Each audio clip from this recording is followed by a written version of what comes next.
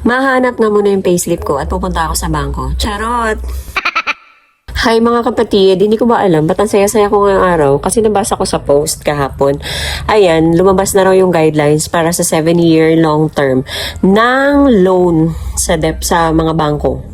Pero alam niyo, mix talaga yung emotions ko. Masaya ako kasi makaka-loan na naman ako, makakadagdag ako ng loan.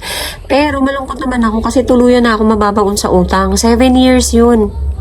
Pero mas lamang yung kahit pa paano masaya. Kasi alam niyo yun, makakabawas ako dun sa mga alalahanin ko. Kasi syempre, bukod sa mga loan sa bangko, may iba pa rin naman ako mga loan. So kapag maka-loan ako ulit, makadagdag ako ng loan, mababayaran ko yung mga loan ko sa labas. So makakabawas siya ng alalahanin.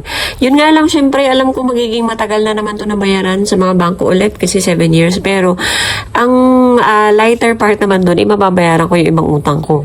Hay, bakit nga ba? Kasi ang dami kong loan bilang isang teacher. Ito ha, on my part, hindi naman kasalanan ni DepEd na ang dami-daming utang ng mga teacher. Minsan, ang daming loan.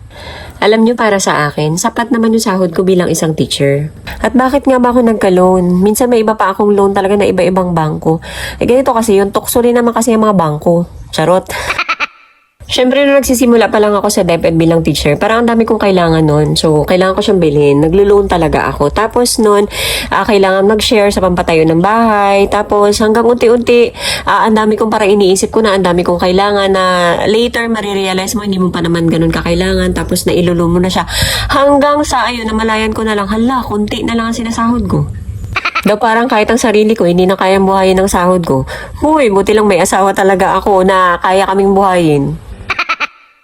At kapag dumating ka sa point na konti na lang ang sahod mo, ayan, parang dumarating ka na rin sa punto ng buhay mo na hindi ka na nakokontento, na naiinis ka na sa sarili mo, na pati sa sistema na naiinis ka na dapat na hindi. Kasi minsan ako on my own point of view, katulad ko na may mga loan, kasalanan ko kung bakit ako nagka-loan. Pagkatapos noon, ang nagiging buhay ko na lang, naging cycle na siya. Kung kailan ulit pwedeng i-reloan itong isang loan ko, magre-reloan, makakaluwag-luwag. Kapag sa susunod naman, itong isa na naman, makakaluwag-luwag na naman. Ganun na lang. Uy, baka mamaya may mag-comment na naman, hindi ka naman mukhang naghihirap. May asawa lang po talaga ako na kaya mag-provide kasi mas malaki po talaga ang sweldo ng asawa ko kaysa sa akin. Kaya sa mga teachers dyan, mga kapatid na katulad ko na nagdiriwa ngayon dahil dyan sa bagong offering ng loan, mabuhay tayo. Hay, charot!